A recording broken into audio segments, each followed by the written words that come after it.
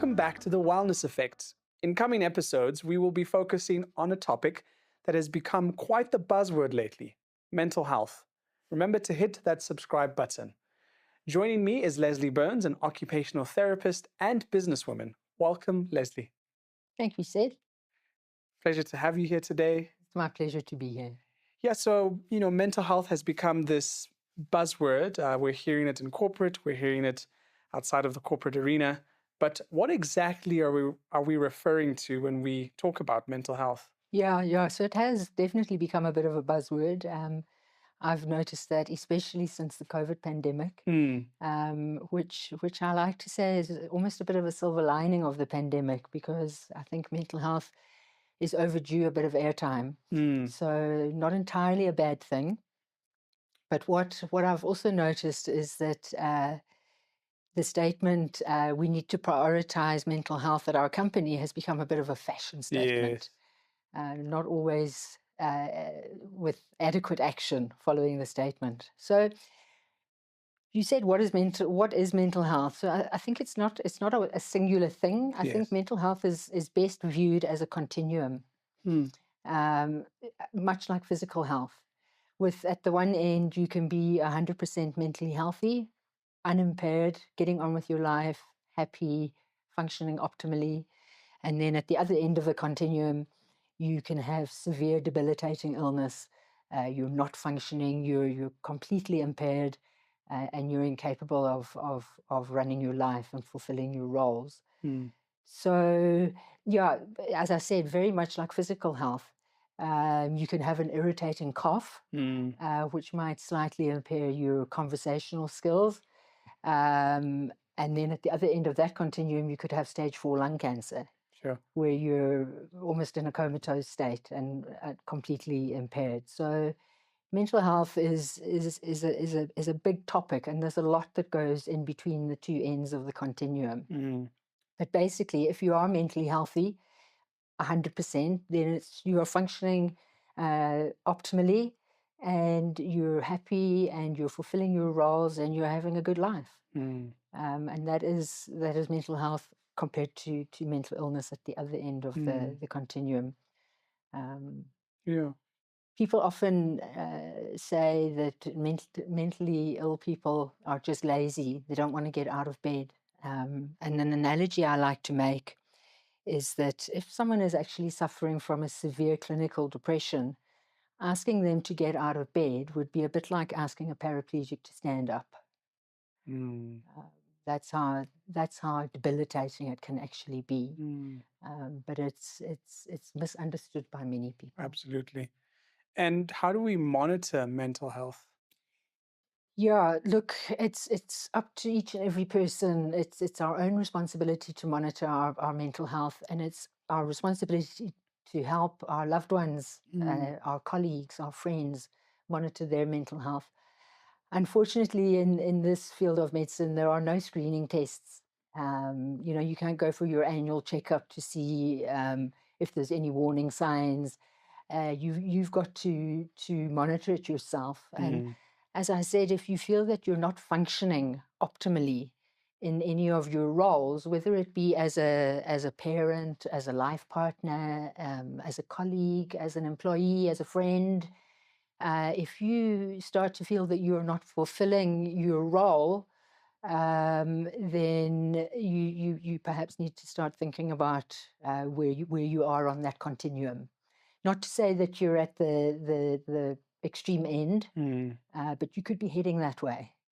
And so I think it's important for all of us to keep a thumb on our mental health. Unfortunately, there's a stigma. And so it's not easy for people to acknowledge when they're not coping mentally. It's much easier to acknowledge that you've got flu or that you've got some other kind of physical illness. It's not that easy to say to people that you're not coping mentally, because of the fear of how you're going to be judged, especially at work. Yes.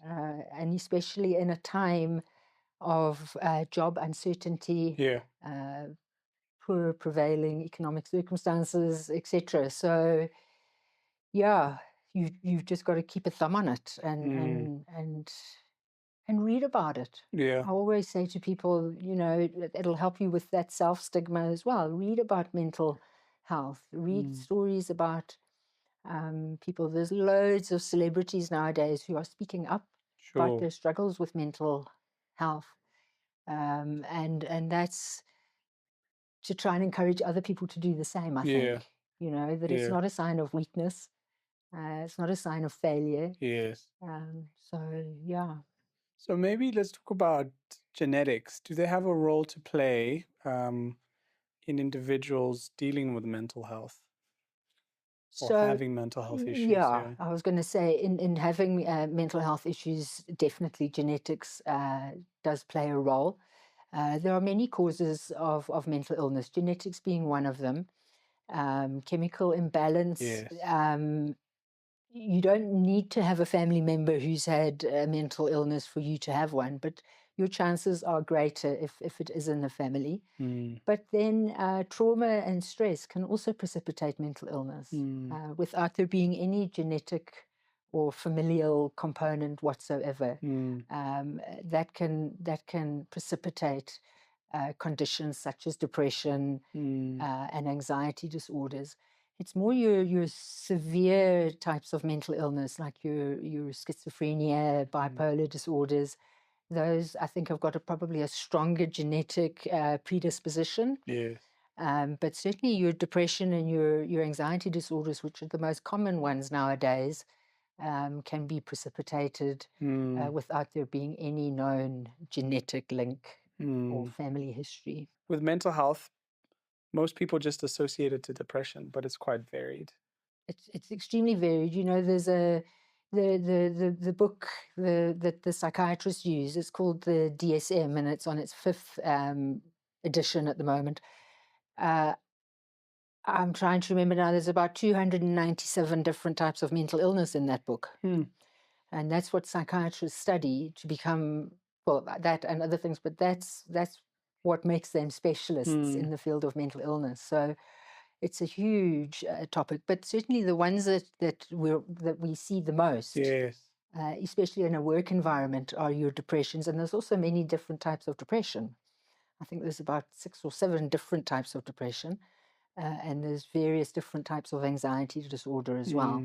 And those are the most common ones that we see in workplaces, and sadly, substance use disorders Yes. comes quite closely after that. And when should we seek help?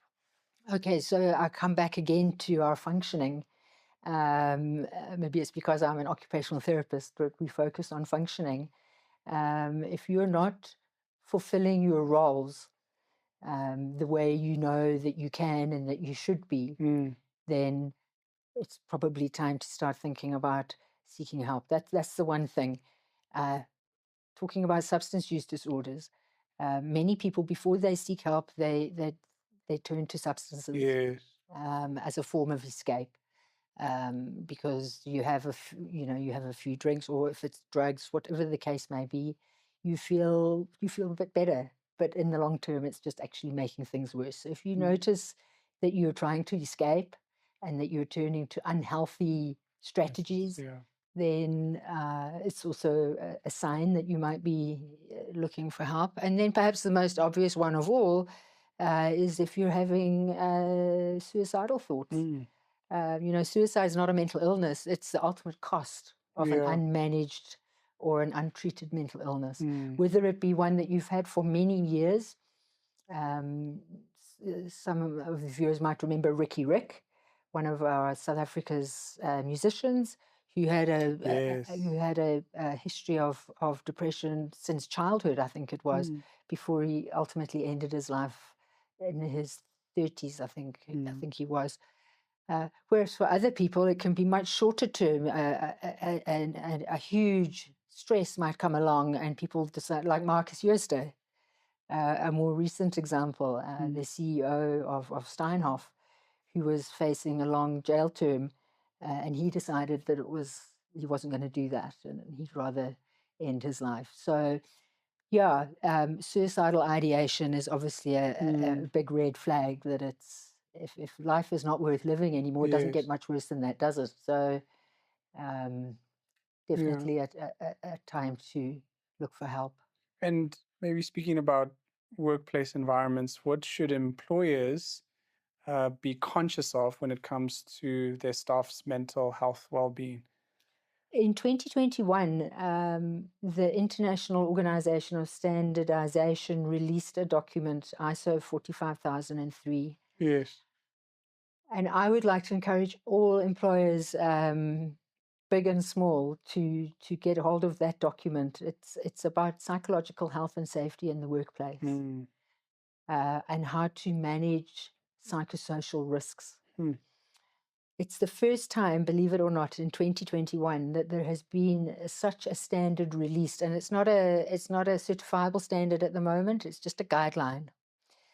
But finally, there has been acknowledgement that there is such a thing as psychological health and safety, Mm. because historically, workplaces have only dealt with physical health and Correct. safety, Correct. and it's all about making sure employees don't get physically injured. Mm. And they wear PPE to protect themselves, and there's first aid representatives to be on Yes. scene if they get hurt. But now, and this is something that's not really happening in South Africa yet. Mm. It's a big thing in Australia, and I've been following it from their side. But employers need to understand that a lot of psychological harm can be done at work. Mm. And this document explains the extent of it. There's about 30 different risks Okay. of psychological or mental damage that can be caused to working people. Could you give us maybe two or three that Okay, so it's are divided into notable? 3 categories. Sure. The one category is organizational factors. So there they look at things like workload, Okay. working hours, autonomy, things Mm. like that. The second section is social factors. That's actually the biggest. I think there's 12 different factors in that section, and there they're looking at things like support, positive reinforcement, leadership, Mm. uh, harassment, Mm. bullying, things that prevail a lot more, I think, than we even know in Mm. workplaces. And then the third section, which is much smaller, is about environmental conditions, Yes.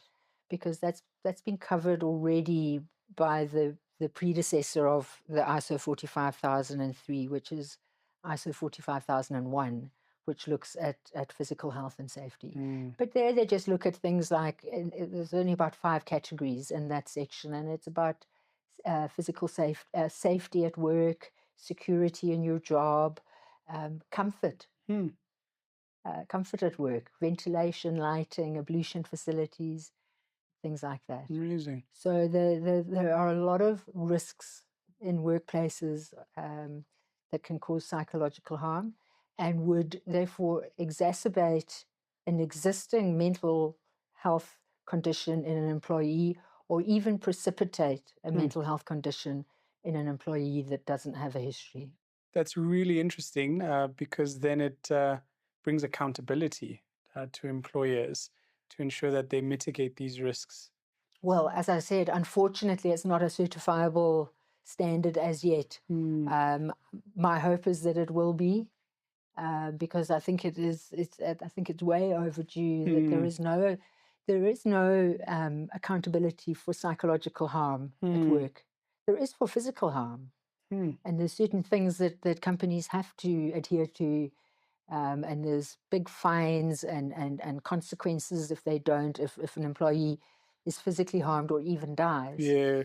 But the same doesn't go for psychological health, Yeah.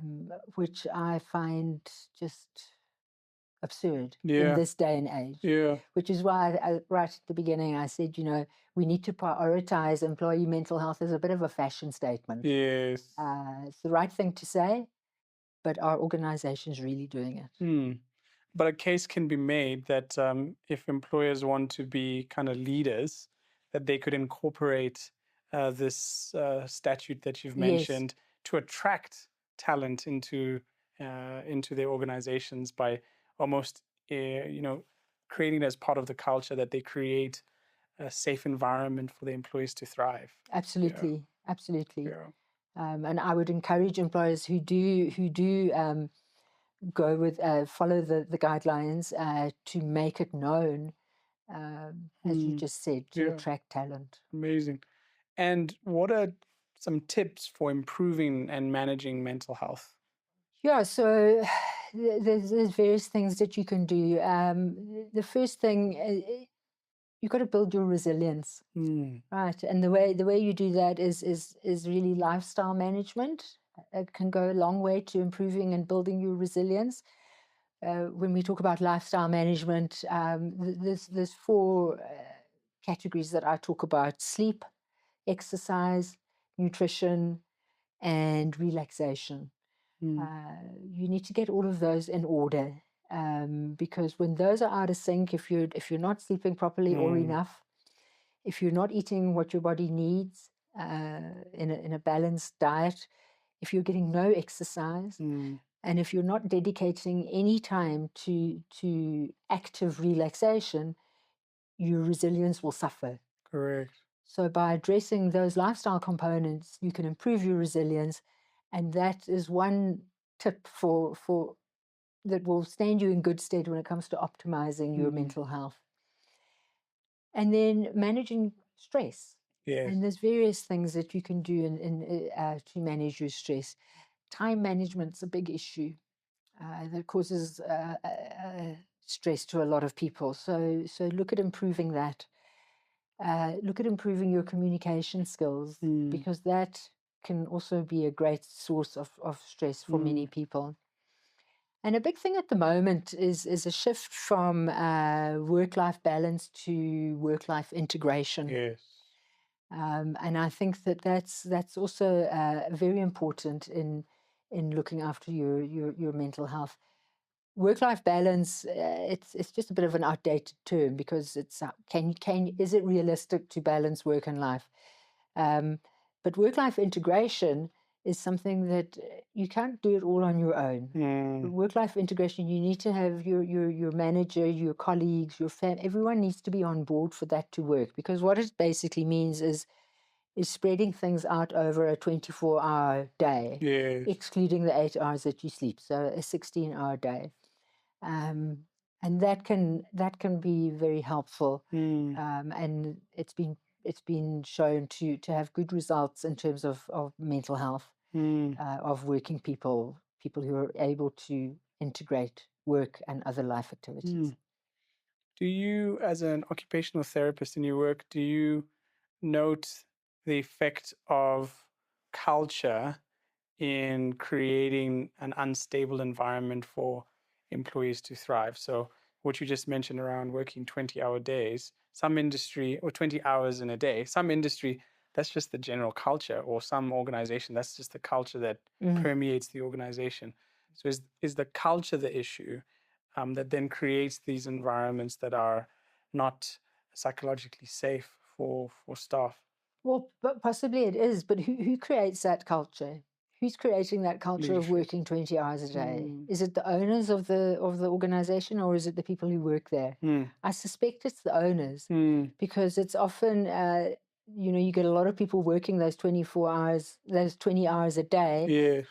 to benefit the few who take home the big profits that come from that. Correct. So I just think that across the board, people have got to start becoming aware of how that kind of culture is not sustainable. Yes. There's a book that I read not too long ago called "Dying for a Paycheck" by a professor, Jeffrey Pfeffer. It starts with the letter P, that Pfeffer. I think that's an interesting read for people who talk about 20-hour working days, and just the effect that has on people. It's not sustainable. People can die And they do. from that, and they do, and they do. And there's lots of examples of it in that book. So, yeah, if you're talking about mental health, and they can die from things like heart attacks, physical illness, but they also end their lives. Thanks for mentioning that the role of leadership that plays a role in creating an enabling culture that prioritizes mental health, and ensuring that, talent, team members feel safe, and there's like psychological safety. So it's actually in the hands of the business owners and the leaders to create a culture that prioritizes work-life integration and prioritizes the staff's mental health. And if they read and it's a couple of 100 pages, but if they go with the guidelines of that ISO 45003, they'll learn a lot about how to do that. So thank you, Leslie, for such an engaging and enriching conversation. It's a pleasure. Thank you for having me, Seth. And thank you for joining us. Join us in the next episode of The Wellness Effect as we examine the role that diet and exercise play in mental health. Remember to subscribe, and we'll see you next time. BankMed, the medical scheme of choice for the financial services industry. The Wellness Effect is proudly brought to you by BankMed, yours in good health.